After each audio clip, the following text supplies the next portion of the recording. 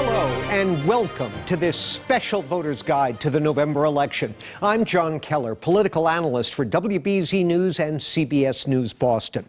Early voting begins October 22nd in many Massachusetts communities, and we're going to spend the next half hour digging into this fall's ballot to help you make your choices. We'll look at the candidates and where they stand on issues important to you. And we'll explain those 4 ballot questions, which include question 1, commonly known as the millionaire's tax. It adds an additional 4% tax on incomes over $1 million.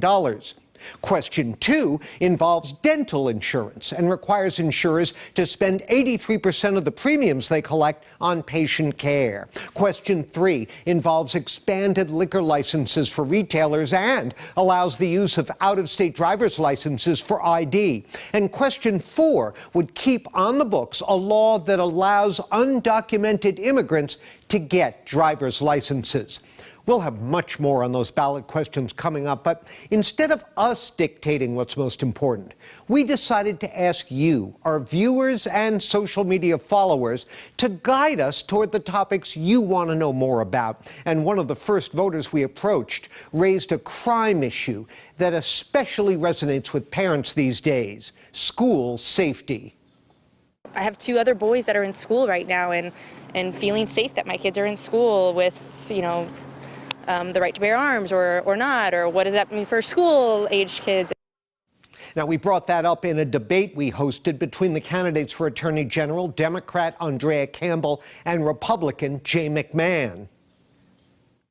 Some of the shootings that have been in Boston public schools, absolutely, I support any type of security that will help and keep our students safe. But I'm also concerned that we have some of our liberal elitists on Beacon Hill that want to throw the police out of the public schools. I think the police need to be there.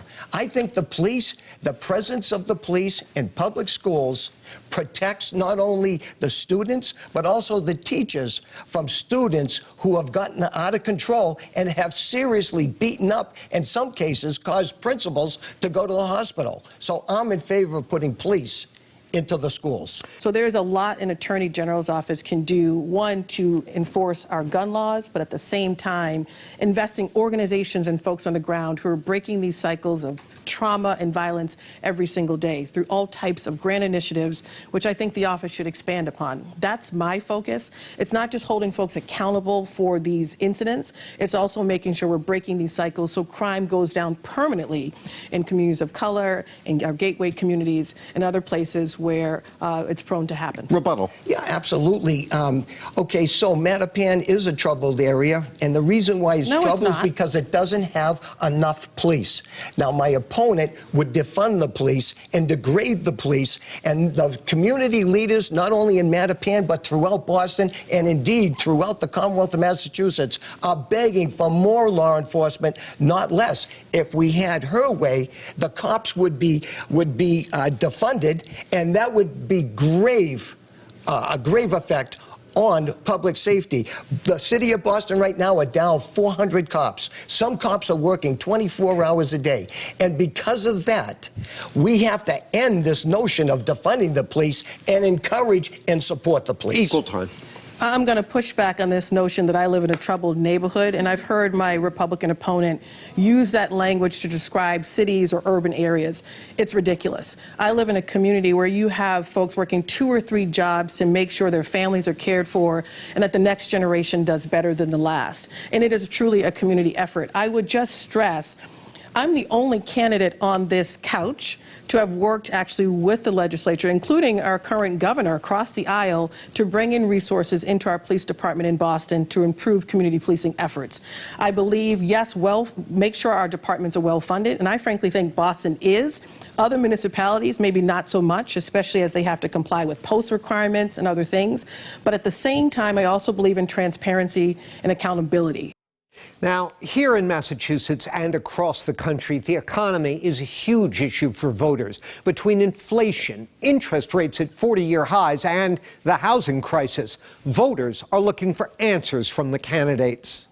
How they're taking care of the neighborhood, and how they can support some of us, mostly, and how we get jobs and education for the neighborhood. That's the biggest thing for me. What are they going to do about the overall cost of housing? You know, it's not only just rental, it's also, you know, buying a house. You know, my son can only afford $250,000. Where is he going to buy a house for that?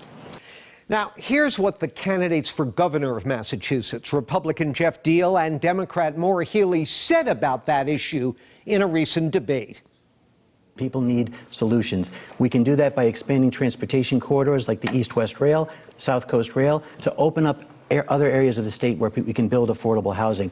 The fact that people during the pandemic were able to work remotely, I think that lends itself now to potentially having people living outside of certain cities and being able to commute in. We need more housing. We need housing stock across this state for housing at various income levels. We need to drive down the cost of transportation and fix our public transportation system. My plans are really extensive in terms of addressing both of those issues. So I agree, we've got to find new building starts. But at the same time, it also is important that we elect people that aren't going to drive up the costs in this state. She supported President Biden, who has basically given us massive inflation. Mortgage rates are increasing right now. And, you know, that's a major part of why people can't get into those homes. And a third issue that's clearly troubling voters these days is the Supreme Court's overturning of the federal law guaranteeing abortion rights. We heard from a first-time voter in Roxbury on this issue. I believe that, you know, women should be able to pick whether they want to keep a baby or not. I think that's just a human right. And here's how Maria from Boston put it in an email. Why would a man running for state office interfere in a woman's right to abortion? Again, let's dip into our debate between the candidates for Attorney General, where McMahon, the Republican, identified himself as, quote, pro-life, and Campbell, the Democrat, promises to defend abortion rights. I am 100% for women's right to choose. I have been stressing on the campaign trail why folks should care about the Attorney General race, and this is one very reason. The fact that the Supreme Court could take away a constitutional protection, that means other civil rights that we take probably for granted are under threat. And so I actually have proposed establishing a reproductive justice unit within the AG's office to bring together the various bureaus and divisions to make sure that we're not only protecting a woman's right to choose, we're expanding access to reproductive services, particularly in Western Mass, where deserts still exist, and also making sure we're protecting providers and those who will choose to come here for the services given what's happening in our southern states. This is a major role for an AG to play. And this is one major distinction between me and my opponent, who is against a woman's right to choose, against a fundamental right that we've taken for granted, I think, for a long time, and that we should be protecting and fighting for. Let me just say this. The Dobbs decision does not affect a woman's right in Massachusetts, not one iota. That right to choose is already enshrined in the state constitution. The Dobbs case was on the federal constitution. And what the Dobbs decision says was, in the federal constitution, there is not a federally protected civil right to abortion. But on the Massachusetts state constitution, it is enshrined there that a woman has a right to choose. When I become the Attorney General, I'm going to take an oath of office that I'm going to uphold the laws of the Constitution of the Commonwealth of Massachusetts and the laws thereunder. And the law now is that a woman has a right to choose. So where she said I'm against that, I don't know. It doesn't say it on any of my social media. It's just part of a Democratic playbook where they just say, oh, every Republican is against something. And that's not so. But the threat is, at the national level, you have a Congress that is pushing for a national ban on abortion and on a woman's right to choose. We are going to have to step up in Massachusetts and lead the way, but that is still under threat, and so you need a candidate who is unequivocal in supporting that right. If people want to change the law, they have to lobby the legislature. Our job as an Attorney General is not to change the law or pick and choose what laws we're going to enforce. In a moment, we'll dig into the 4 statewide ballot questions you'll be asked to decide on when you vote. But first, back to our email for a question from Dana from Billerica, who wrote, quote, I think voters should know, do their candidates believe the big lie that Trump won the election, end quote. Well, the data-focused website 538.com has been tracking the status of election denialism across the country, and they've identified 3 Massachusetts Republicans who have, quote, fully denied that Joe Biden is the duly elected president. They are gubernatorial nominee Jeff Deal, 5th District congressional nominee Caroline Colarusso, and 7th District nominee Donnie Palmer Jr. Now, in Deal's case, he released a statement last October stating, quote, the election was rigged. And he even called for an audit of the results here in Massachusetts. But in that recent gubernatorial debate, when Deal was asked if Joe Biden won the election, he replied, quoting again, of course Biden won the election. Look at how bad the economy is right now, end quote. You can draw your own conclusions. After this break, we'll dive into the ballot questions about taxes for millionaires and a question that could have an impact on your dental insurance. So stay with us.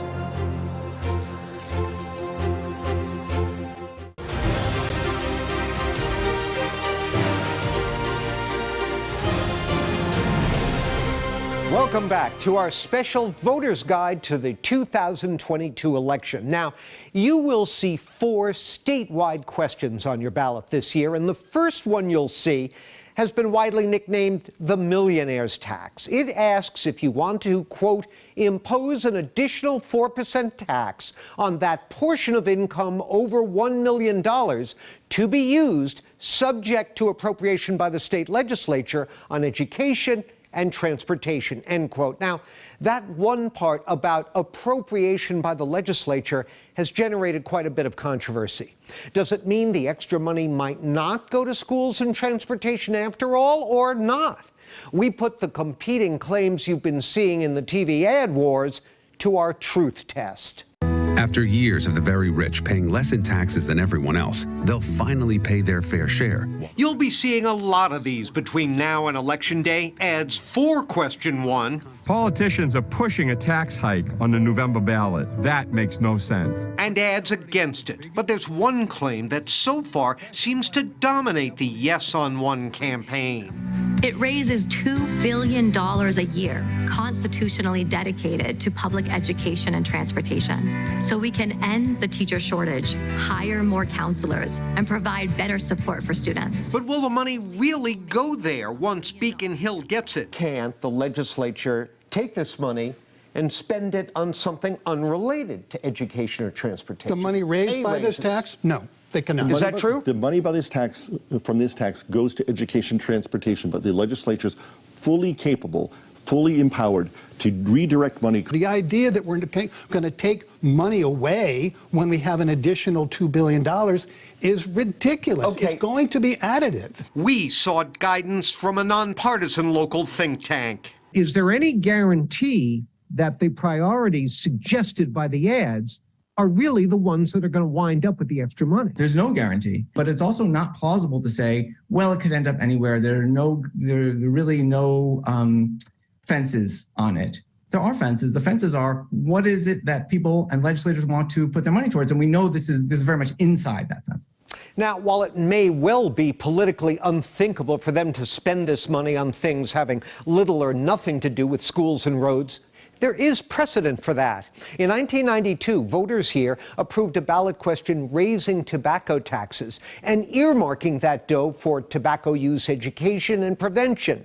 Half the money wound up going elsewhere. And don't forget how large chunks of the COVID relief money the Fed sent us earlier this year went towards new gazebos and other questionable projects. Now, how many people would be affected by this new tax? According to that nonpartisan Center for State Policy analysis at Tufts University, an estimated 0.6% of households, that's about 160,000, would have to pay up. And over time, the number of people paying, quote, will grow, but likely at a slow rate. Now, question 2 has to do with dental benefits and insurance.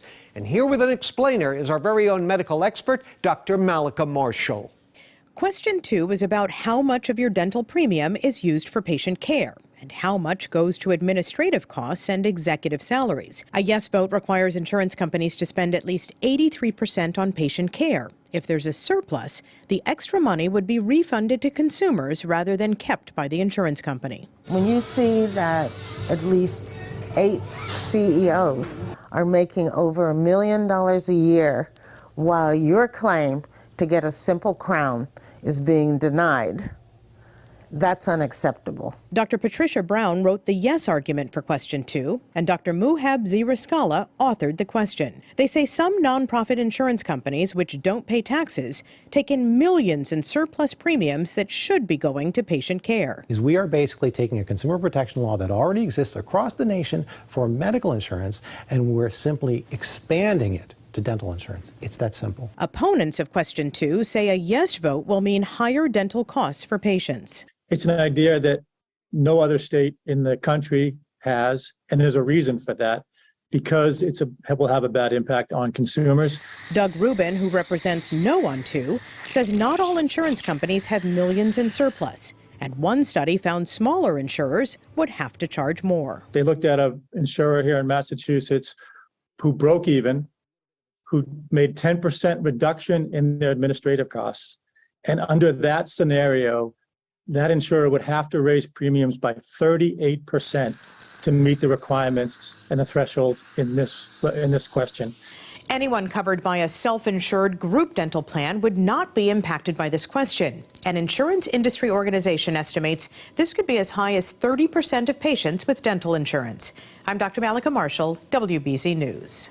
Thanks, Dr. Marshall. Now, question 3 would change the rules governing the sale of alcohol in Massachusetts. This is about Packies, supermarkets, and big box stores, not restaurants or bars. Those retail outlets can hold 2 kinds of liquor licenses right now. One for the sale of all alcohol, the second for beer and wine only. A yes vote on question 3 would increase the combined licenses available to a retail company from 9 to 12 by next year and up to 18 by 2031. But it would also reduce the number of those all alcohol licenses to just 7 per retailer, unless they already have more than that. It would also allow the use of out-of-state licenses for ID and prohibit self-checkout for booze. Now, proponents of question 3 say it enhances convenience for consumers. Those opposed, however, don't like the reduction in the number of full licenses, and they worry it could hurt small retailers. Well, coming up, some more of your questions about election 2022 and a look at question 4, which will keep on the books a law that allows undocumented immigrants to get driver's licenses, when we continue.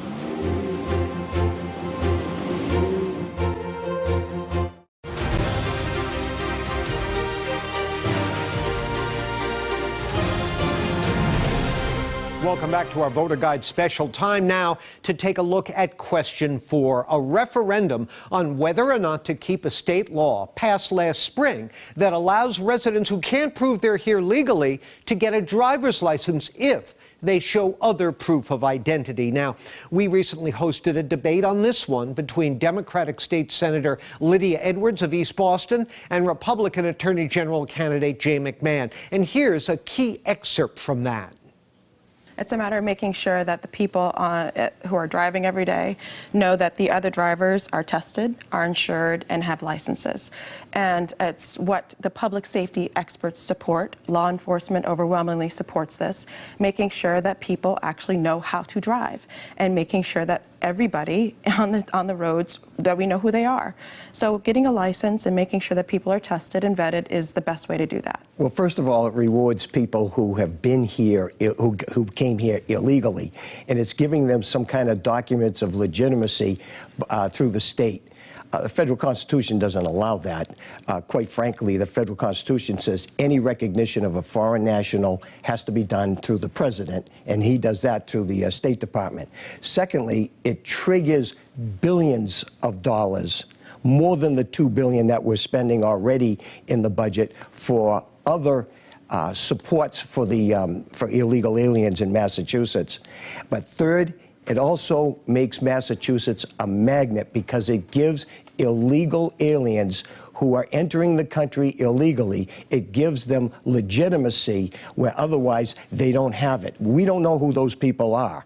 And finally, it damages the integrity of the electoral system in Massachusetts because the registry automatically registers these people to vote. There are 17 states that already are doing this. So the recognition of foreign nationals is an argument that doesn't really fly and isn't practically actually implemented. You have the issue of, if we want to talk about costs, we're actually going to raise money in terms of $5 million just in fees and $6 million in making sure that people are paying for taxes and excise taxes. We're raising revenue, we're making sure people are tested and vetted, and that's exactly what we actually are going to do is find out who they are because they will have to come and present who they are. Well, as you just saw, there are a lot of competing claims around this one, and we got several questions from you about this issue, including this one from Michael in Chelmsford, who asked, quote, will migrants automatically be enrolled as voter eligible when issued a driver's license, end quote. Here's what the official question summary on your ballot says about that. Quote, the law also requires the registrar and the Secretary of the Commonwealth to establish procedures and regulations to ensure that an applicant for a standard driver's license or learner's permit who does not provide proof of lawful residence will not be automatically registered to vote, end quote. Now, right now, the key to blocking unqualified voters from registering is the RMV's ID verification number. If you try to enter a fake one, the system shuts you down. Let's wrap up this voter's guide with a couple more of your questions, starting with this general one from a clearly frustrated voter. Why don't better people run? And I think because they make the choice not to because it's too broken, the system. So my concern is that there's no good candidates. Well, that's certainly a question on a lot of people's minds. It's a tough one. I'm going to take a stab at it here. You're right. The choices voters face can often seem unappealing. Why? Well, it can cost a lot of money to run for federal or statewide office, sometimes millions of dollars, and that means a candidate has to spend tons of time fundraising. Candidates often have to run a gauntlet of criticism, vitriol, opponents in the press digging into their past and personal lives. Not fun. And just as many of you express apathy and hopelessness that politics can improve our lives, so too do potential candidates look at what goes on and sometimes decide the prospect of change is too remote and not worth the trouble. But don't give up hope. It's not true that there's no good candidates, as that voter claimed.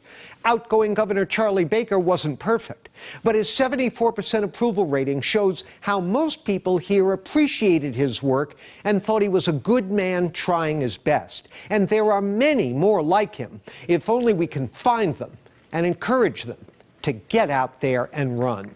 And finally, to the matter at hand, voting. Sean from Webster asked us, when does mail-in voting begin? Well, Sean, it already has. Applications for mail-in ballots were sent out in July, with a follow-up mailing in September to voters who hadn't responded. If you didn't get one, you can submit one online before 5 p.m. on November 1st. Go to the Secretary of State's website and click on Elections and Voting, and then vote by mail. And the early voting period runs from October 22nd to November 4th. Each city and town sets their own schedules and locations. All are required to offer weekend hours. Well, look, thank you so much for your questions and your interest in our democratic process. We hope we've given you some straight answers and inspired you to learn more. And whatever you do, make your voice heard. Don't leave these crucial decisions to someone else. One last request. Once you've voted, watch your vote count right here on election night, November 8th, starting at 8 o'clock, when CBS News Boston and TV 38 will bring you live coverage of both the local and national results. I'll be joining the entire WBZ News team, along with guest analysts Joe Kennedy and Wilnelia Rivera. So please, join us then. God bless America, and thanks for watching.